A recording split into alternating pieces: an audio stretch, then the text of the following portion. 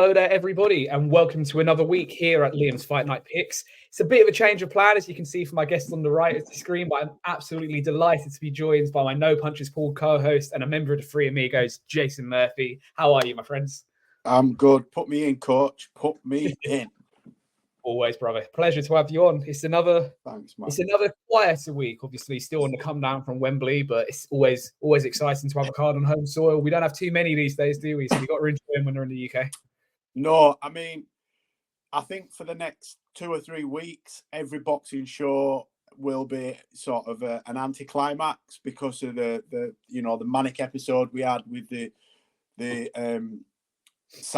Wembley card, and how exciting the fights ended up being, and the card had a lot of furore and pomp and ceremony, and it got everybody's sort of levels to exponential height.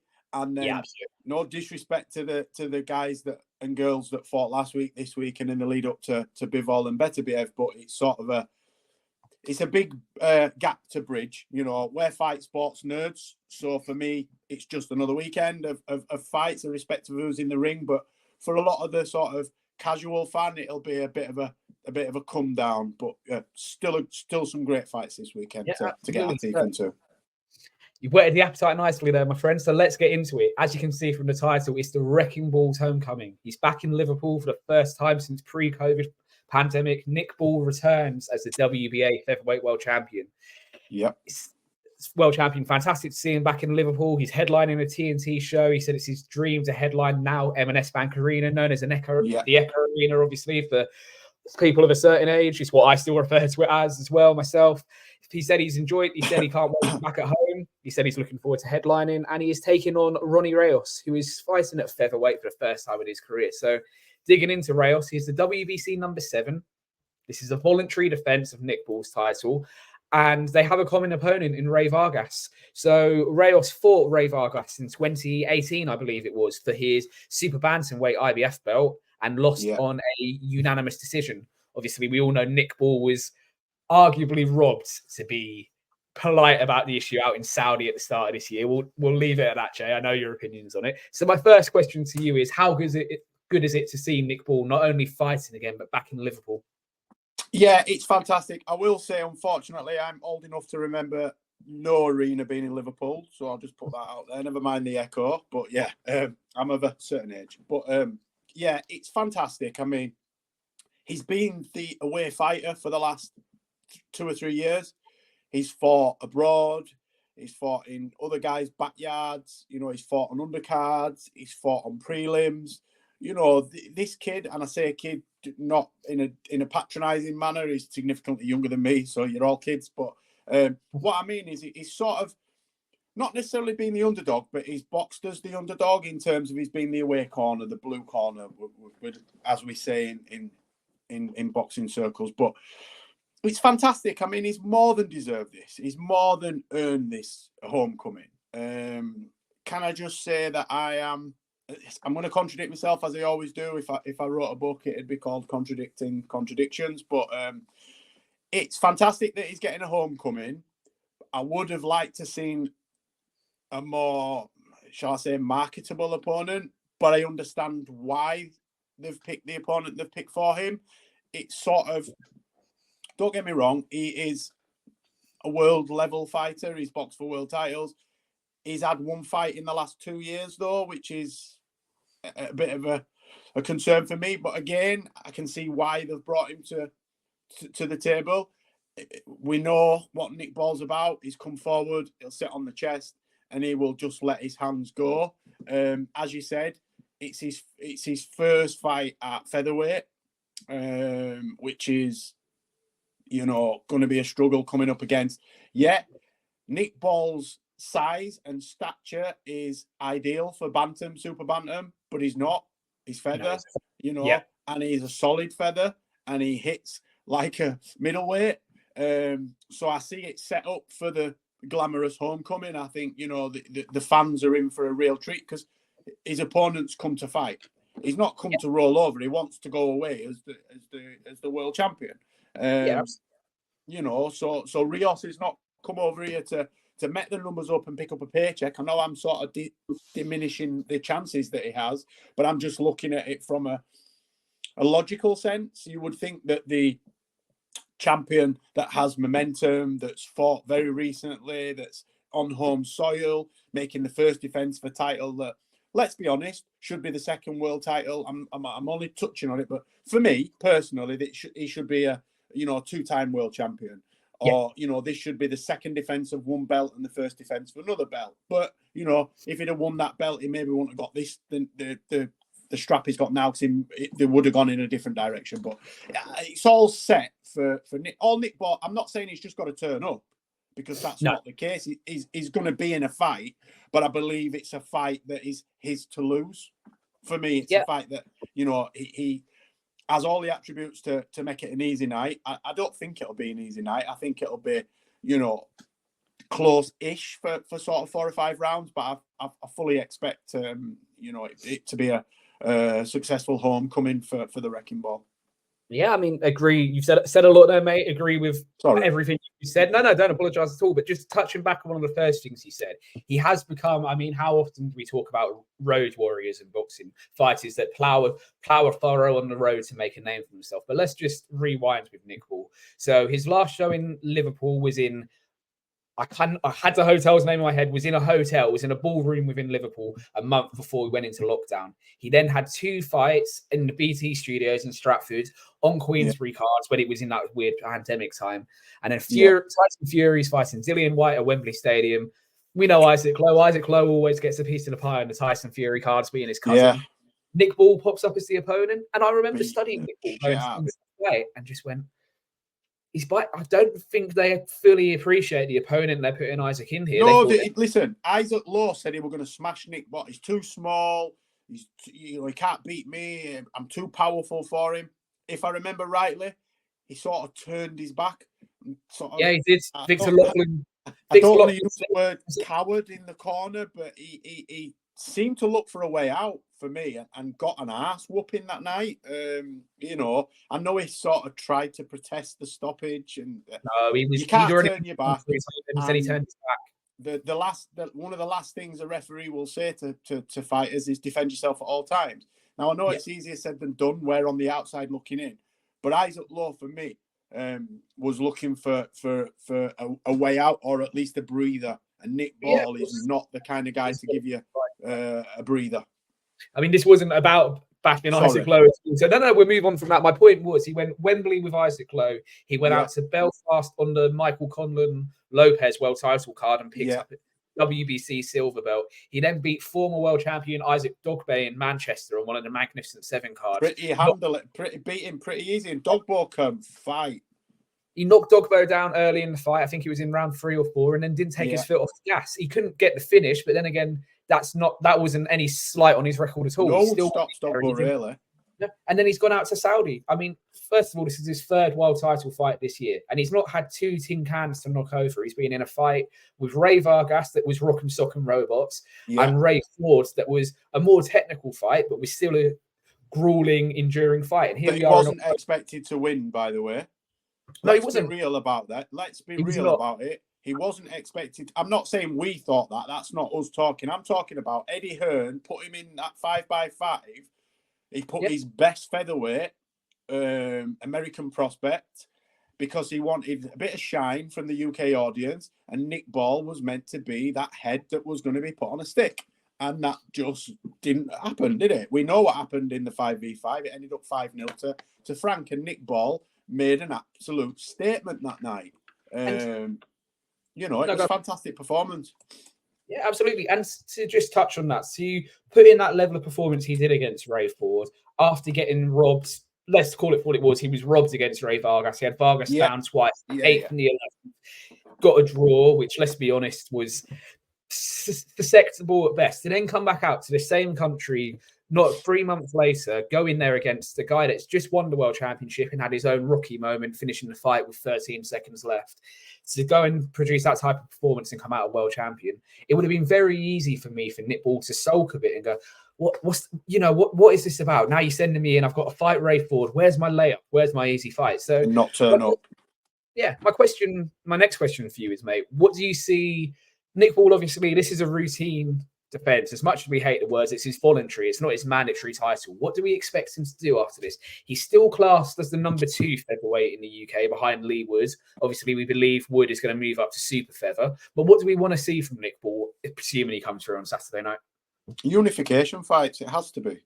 He's done it the hard way, right? We can't expect Nick Ball to just go to people's backyards or box on massive undercards against, opponents that don't bring anything to the table. Yes, This is a voluntary, but this is to give him something he's always dreamed of. As a Scouser, he's getting his home arena, so his friends and family are going to be there. Because let's be honest, if, for example, he boxes in Saudi again, not many of his friends and family are going to be able to afford to go.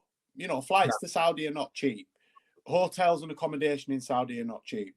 I mean, I've travelled the length and breadth of the world following family and friends. It's bloody expensive going to a show over here to travel. Yeah, it is. Do you know what I mean? I've been, Crawler in Manchester, for example, 600-700 quid a night if I take my son. So this is giving something to his fans, but also giving something to him. I've done the orange peel in the mouth, socks on the hand, me and my brother fighting for the Gladstone Street world title. And my brother went amateur and professional and always had a dream of fighting in the Manchester Arena, which is our closest. We didn't have the Leeds Arena then. I'm from Bradford. But so can you imagine that at some point Nick Ball has dreamt about Saturday night? He's dreamt about that, and his dream is about to become true. I know he'll have dreamt of being a world champion, and he's done that. But fighting as a world champion, a defending world champion in your home city, it is, it's amazing. But it's got to be big fights from here on in, and that's not a slight on him or his team. But we've got to get some of the other champions, or at least some of the bigger names, because Nick Ball deserves mainstream success. He deserves that success on. I know he's on a big platform, but as I said earlier, it's not a big, sexy card. So unless you are a boxing hardcore like we are, people aren't going to see it. I've not heard one person say to me outside of the circles we frequent, "Oh, I can't wait to watch Nick Ball on Saturday. What about the Wrecking Ball he's fighting?" Because he's not a big enough draw. And that's, again, no disrespect to him. That's down to his promoters. He just turns up, gum shielding, gloves on, protector, and fights. He doesn't pick the fights. He doesn't pick the venues. He doesn't pick any of it. I just want to see big fights. I just want to see him in against one of the champions in a unification match. And it's that or bust for me.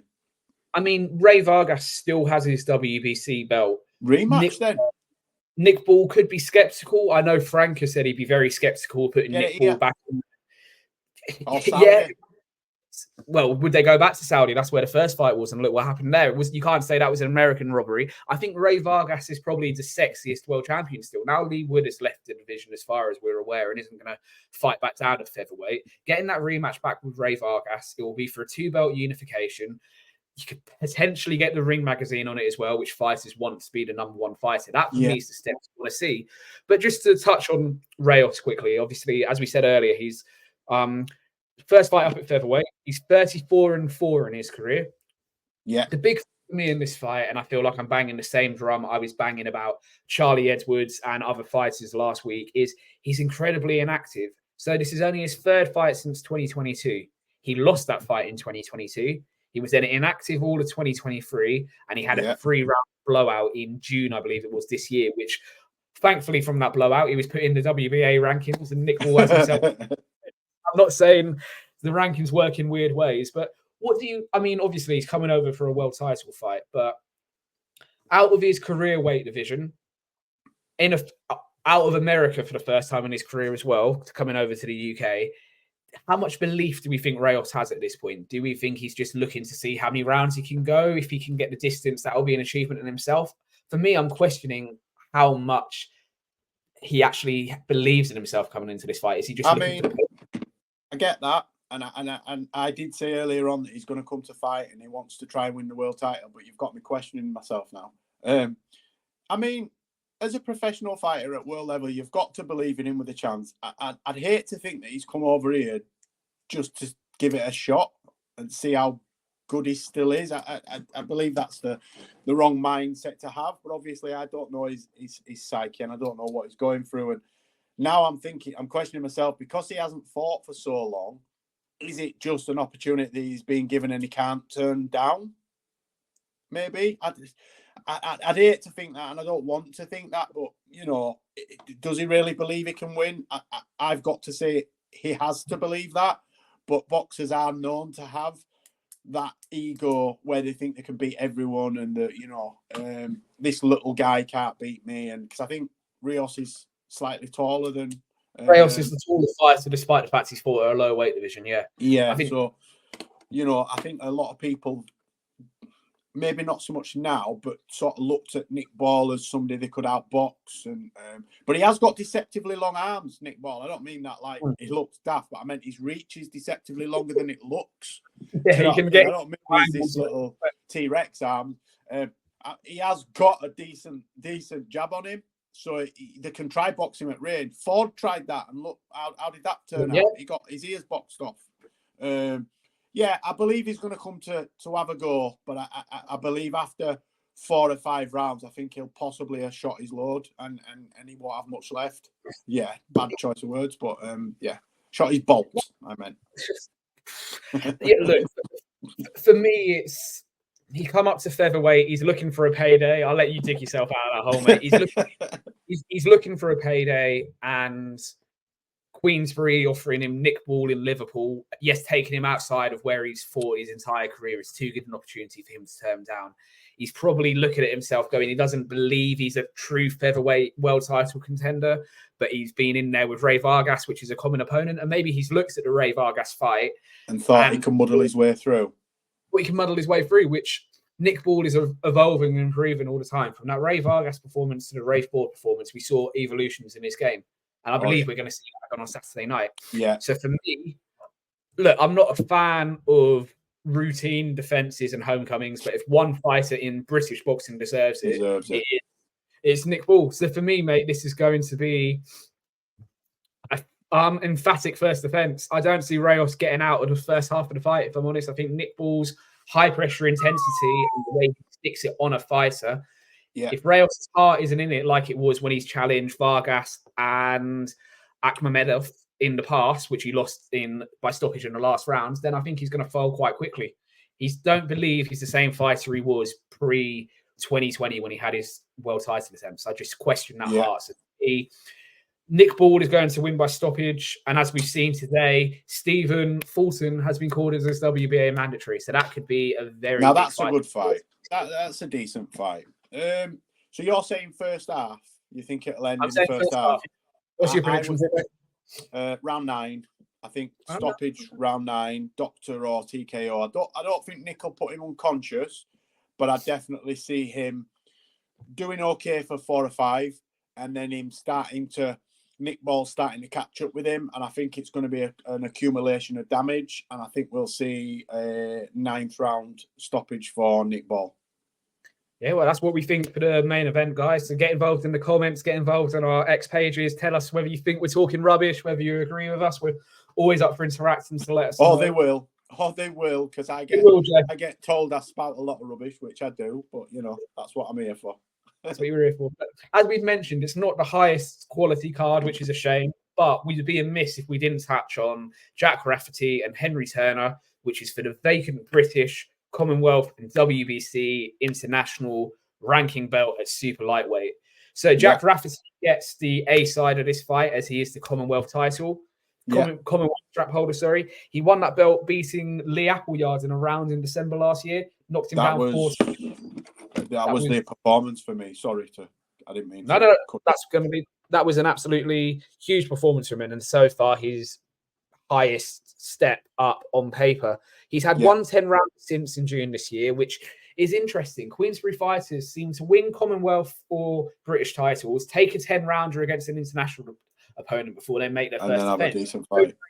If you go through the Queensbury fighters' records, that always seems to be the way they do it. They ring the belt, have a sort of more comfortable fight, so to speak, and then looks to push on. But he's going in there against Henry Turner, who is 13-0. who has been a Queensberry fighter through and through, who Queensberry have said they believe will go on to world honours. And he has been the British mandatory for a while, was given step-aside money to allow Jack Rafferty to have his 10-rounder that he had in June this year. And now they're getting it on here. Quid. Whatever it was, it was step-aside money, mate. You don't sniff at it clearly. So my question going into this fight is, obviously, it's 2 unbeaten fighters. We can't sniff at all at unbeaten records. You know, we don't have them ourselves. So these fighters have something there about them. But is this Henry Turner's announcing himself to the wider British boxing audience? He's sort of, I think so, yes. On all these call shows, he's fought at Telford International Centre a fair few times. Is this his coming out party, or is that being disrespectful to Rafferty? Possibly. I mean, I thought when Turner beat Tom Farrell, I thought that was his sort of breakout performance. Yeah. They got him to sort of retire. They retired him, didn't they? I know he's had 3 or 4 since then, has he? Let's have a look. So he's had a couple. Allington and then Mendoza, didn't they? And it seems as though he's sort of found his groove since sort of 2022 and started stopping opponents. He had a lot of points wins earlier on in his career, and then he sort of got to a point a couple of years ago, and I don't know whether he's sitting down on his punches more or he's, you know, because he's youngish, isn't he? What is he? 24. You know, so he's sort of got to that point, and then I don't know whether he's found his rhythm or he's sitting down on his punches, but he seems to be stopping people more now. And I think he's stopped 5 out of his last 6 or 6 out of his last 7. 1, 2, 3, 4, 5, 6 out of his last 7. You know, I think that we're going to see a KJ fight, but I am leaning towards Turner. I just think we've seen better from him than we have of Rafferty. I just think he slightly edges him. I think it's tit for tat, but they're very, very evenly matched. And I see why they're both unbeaten and why they're putting them together. But I just think that Turner has a little bit more in his arsenal than what Rafferty does. And that's no slight on Rafferty. And I'm happy to be proven wrong, which doesn't happen very often. Had to throw it up here there, didn't you, mate? But no, I think that if we're being honest about it, and it's the oldest adage, and we say it all the time to each other, how often do you see a bad British and Commonwealth title fight across any weight class? You don't. So regardless of whether you get a stoppage after 6 or 7 rounds, you know it will have been back and forth. Regardless if you get a draw or a split decision, you know you're going to see a good fight. I just think Henry Turner has a few more gears to move through than Jack Rafferty. You can see Tom Farrell, he showed them gears, and then he hasn't reined himself in, but he's been able to fight within himself to get the opponents out since the Tom Farrell fight. And now he drops? Sorry, do you think he drops? I know we say this about fighters, don't we? But this sort of, I mean, football teams do it. You might see a Premier League side play a League 2 side in the cup, and they struggle, and they might get a 1-0 win, or the League 2 team. My team, Bradford, got to the League Cup final, and they knocked out like Villa and Arsenal and all of that. Yeah, and then got walloped 5-0 in the final. But what I mean is, do you think fighters do drop their level to their opponent? So, like you said, maybe Turner's not needed to go through the gears against the likes of Mendoza and you know, I think it was Ali or something he boxed before that. I'm not going to say that he's dropped his level. More, my point is, against Tom Farrell, he had to show a side of his skill set that he hadn't had to before, and that's due to durability, boxing smarts, and level of ability that Tom Farrell has. Tom Farrell was a highly touted prospect 6 or 7 years ago. Yeah, my point. His 2 opponents since then, he's probably realised that he's got enough in a lower gear to get through the fights. So if he can get through the fights without taking risks and still look good, of course you're going to do it. The difference is on Saturday night, your co-main event under the TNT Sports camera, there's 6,000 or 7,000 tickets, I believe, sold for this netball homecoming. That's a good crowd. We know the Scousers don't pack out arenas for a lot. It needs to be a good main event, a good class. So there's 6,000-7,000 in there. You've got the chance to win the vacant British belt. You've got a Commonwealth belt, and you'll be top 15 with a WBC on Monday morning. And I think Turner's going to turn up for me. And for me, Turner will win this on points. But after a cagey first 4 or 5 rounds, I think he'll pull away, and it could end up being quite wide on points. Rafferty will be competitive throughout the fight, but I just think the more polish and class that I believe that Henry Turner has as a boxer is going to shine through on Saturday night. How about yourself? Henry Turner, KO, round 4. Ooh. I think he's going to blast through him. I think they'll have a cagey first round, and then I think second and third, he'll find his rhythm, and I just see him just blasting him out of there. I think we're going to see Henry Turner really make a massive statement. I think this is going to be the statement fight of this card on Saturday night. I see Henry Turner coming out of this card.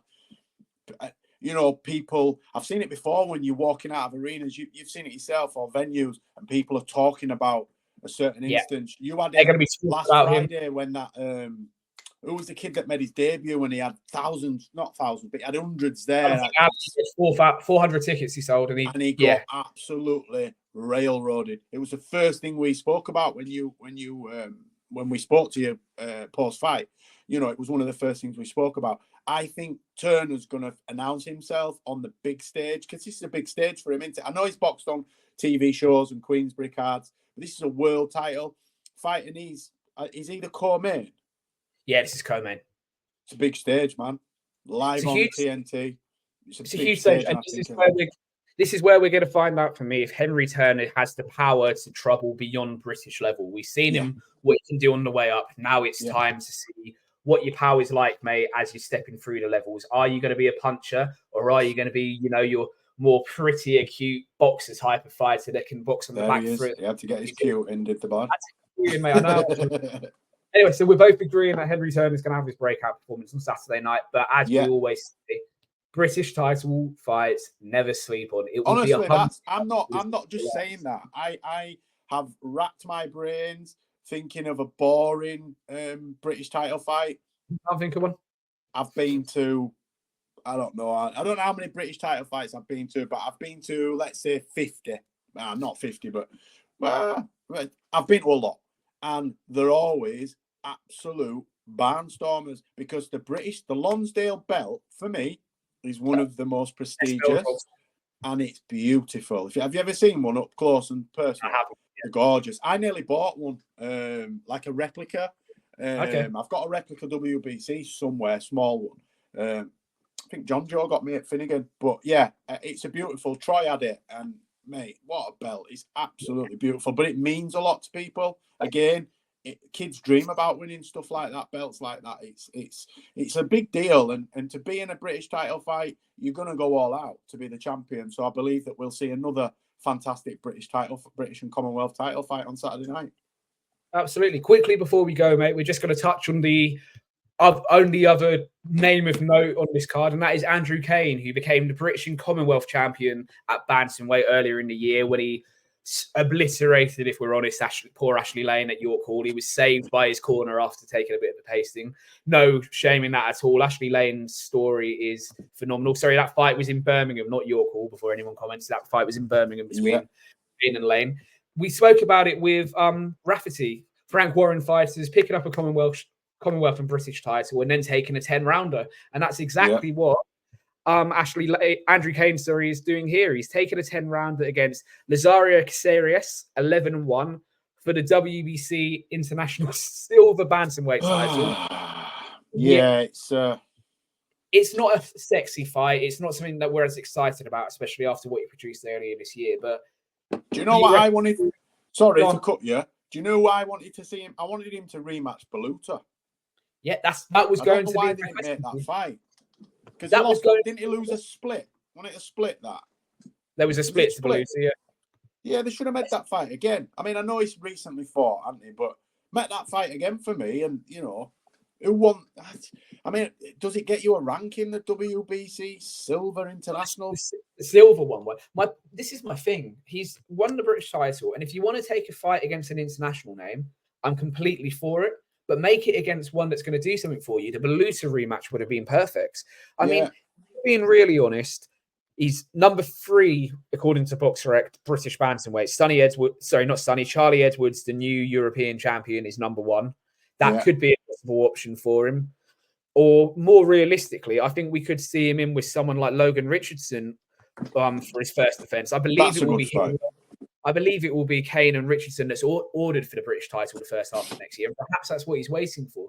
You don't really want to take voluntaries with a British title because, as we saw, that's how you lose them. And it's such a prestigious belt. So perhaps it's the case of Cain sitting down, doesn't want to stay out of the ring the rest of the year. So he's taking a tick over fight and waiting to see what the border control order. These are banana skins. We know what happens with these, mate. If you're not on it, you know. But yeah, I think we should have seen I'd have liked to have seen a more meaningful fight. Can I just add, because you mentioned Charlie Edwards, I'm hearing that the EBU have ordered him versus Butler.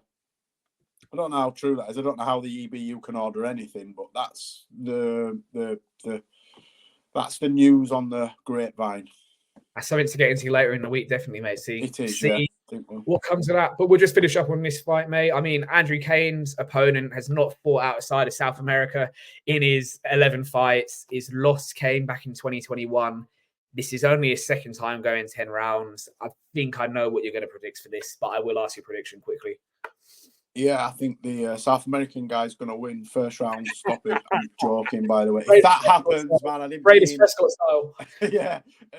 Yeah, I mean, they've brought an opponent in that has a decent-ish record on paper. You know, it looks good on paper, but if you look through it, we can see, as you said, he's going to be jet-lagged. He's going to be tired. He's uncomfortable. Yeah, it's a stoppage for me. I think he'll get a stoppage.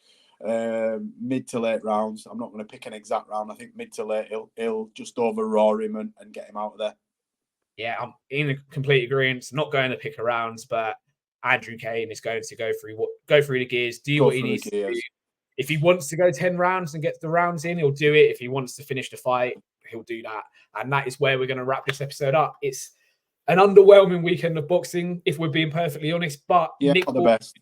Nick Ball coming home is where it's all about. So I would like to say a massive thank you to my guest, Jason Murphy. Thanks for having me, man. As always, guys, a massive thank you to everyone that's watched the show the first few weeks. I've been blown away with all the views and comments I'm getting. As I say every week, my handle on X is at @LiamTully9. Liam_Tully9, sorry. Right, you forgot your own handle. We killed Sam about that, and you forgot your own. The aim is to get to 500 followers on there before we reach the end of 2024. Man. He's got a lot of knowledge, a lot of content. Obviously, he does this show. He does No Punches Pulled with myself and Sam Walker once a week. We do live watch-alongs, you know, so let's get Liam some followers. Let's get him up and smash that 500 and on to the next. And in the same breath, if you're not following Jay's fights, or make sure you are. This man has been around the fight game. He's been up close to the fights. He knows what it takes to go to a certain level. And anything this man doesn't know, then you may as well not bother listening, because this man has it all covered. Thank you very much. Thank you, mate. Follow Jay's Fight Talk. Make sure to like, comment, and subscribe. Next week, we're back in Saudi. It's Artur Beterbiev and Dmitry Bivol. Oh, my God. I can't wait to announce my guest for that show for you. We will have a full preview of that main event, plus the supporting cast. Stay safe, stay well, and I'll see you again next week. Thanks for watching.